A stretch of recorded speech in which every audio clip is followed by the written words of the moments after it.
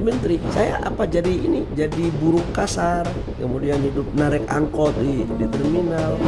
Anak-anak daerah, anak-anak kampung yang selama ini hanya menjadi penonton dari sebuah pertumbuhan ekonomi, mereka juga harus menjadi tuan di negeri sendiri.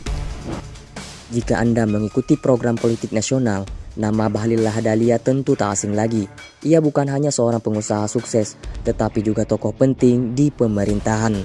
Pada 19 Agustus 2024, Bahlil Lahadalia dilantik oleh Presiden Prabowo Subianto sebagai Menteri Energi dan Sumber Daya Mineral atau ESDM di Kabinet Merah Putih.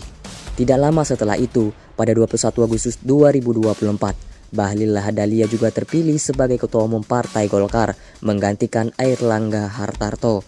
Sebelumnya, ia menjabat sebagai Menteri Investasi sejak 28 April 2021 dan dikenal sebagai figur yang mendorong percepatan realisasi investasi di berbagai sektor. Lantas, apa sih yang ia pelajari sehingga bisa memiliki deretan jabatan mentereng? Dari penjual kue, menjadi sopir angkot, hingga menjabat sebagai menteri. Inilah kisah Bahlil Lahadalia. Mari memahaminya bersama Kamar Narasi.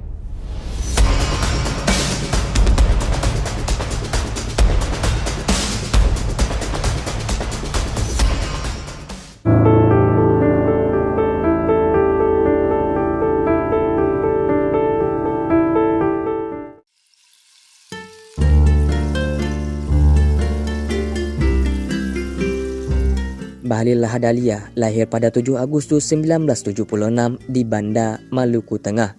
Ia tumbuh dalam keluarga sederhana dengan kondisi ekonomi terbatas. Sejak kecil, ia terbiasa bekerja keras demi membantu keluarganya. Saat masih duduk di bangku SD di SD Negeri 1 Seram Timur, Bahlil sudah berjualan kue. Di masa SMP, di SMP Negeri 1 Seram Timur, Bahlil Lahadalia menjadi kondektur angkot dan saat SMA di Yapis Fakfak, ia beralih menjadi sopir angkot. Setelah lulus SMA, Bahlil Lahadalia diketahui merantau ke Jayapura untuk melanjutkan pendidikan di Sekolah Tinggi Ilmu Ekonomi STIE Port Numbei. Di tengah situasi ekonomi dan politik nasional yang tidak menentu, khususnya akibat kerusuhan Mei 1998, ia harus menunda kelulusan dan baru bisa menyelesaikan studi di usia 26 tahun. Secara umum, kampus Bahlil memang tidak begitu terkenal. Bahkan Prabowo Subianto saat menghadiri hari ulang tahun Partai Golkar ke-60 beberapa waktu lalu sempat berkelekar terkait hal ini. Prabowo bertanya ke Bahlil di mana ia sekolah, dan Bahlil pun menjawab dengan maksud mencairkan suasana bahwa kampusnya tidak pernah ada di Google. Anda lulus dari universitas mana? Pak, universitas saya nggak ada di Google katanya.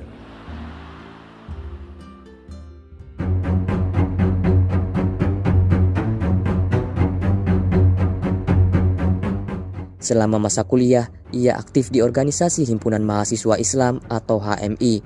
Bahlil Lahadalia bahkan dipercaya sebagai Bendahara Umum PB HMI periode 2001 hingga 2003. Setelah lulus, Bahlil Lahadalia memulai karirnya di Sukovindo, salah satu BUMN yang bergerak di bidang inspeksi dan pengujian industri. Namun, tak berhenti di pendidikan sarjana, Bahlil Lahadalia melanjutkan ke jenjang S2 di Universitas Cendrawasih dan berhasil meraih Magister Sains di bidang ekonomi. Pada tahun 2024, Bahlil Lahadalia mendapatkan gelar doktor S3 dari Sekolah Kajian Strategik dan Global atau SKSG Universitas Indonesia dengan disertasi yang berfokus pada sektor energi dan pembangunan. Namun, proses kelulusannya memicu kontroversi. Banyak pihak mempertanyakan bagaimana Bahlil Lahadalia bisa menyelesaikan program doktoral dalam waktu hanya 1 tahun 8 bulan. Padahal rata-rata durasi normal program S3 di UI adalah 3 hingga 5 tahun. Pihak Universitas Indonesia pun akhirnya menangguhkan pengakuan gelar tersebut sambil meninjau ulang proses akademiknya. Kasus ini menjadi sorotan nasional karena menyangkut isu integritas akademik di tengah jabatan publik. Di satu sisi, prestasi cepat itu dipuji oleh sebagian pendukungnya, tetapi di sisi lain, publik menuntut transparansi dan akuntabilitas dari semua pejabat, termasuk dalam urusan pendidikan.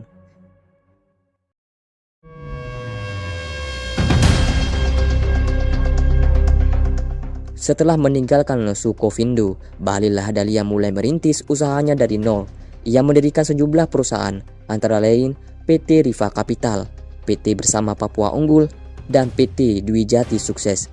Kelompok usaha yang ia bangun kini membawahi lebih dari 10 anak perusahaan yang beroperasi di berbagai sektor seperti logistik, konstruksi, properti, dan penggadaan barang. Kiprah bisnis Bahlil yang menjangkau hingga daerah-daerah ini menjadi nilai tambah dalam dunia politik. Pada tahun 2019, Bahlil Lahadalia dipercaya sebagai Ketua Tim Kampanye Nasional atau TKN pengusaha muda Jokowi Ma'ruf, dan dari sana ia semakin dikenal di lingkar kekuasaan. Tak lama setelah Jokowi menang untuk periode kedua, Bahlil Lahadalia dilantik sebagai Kepala Badan Koordinasi Penanaman Modal BKPM yang kemudian diubah menjadi Kementerian Investasi pada tahun 2021.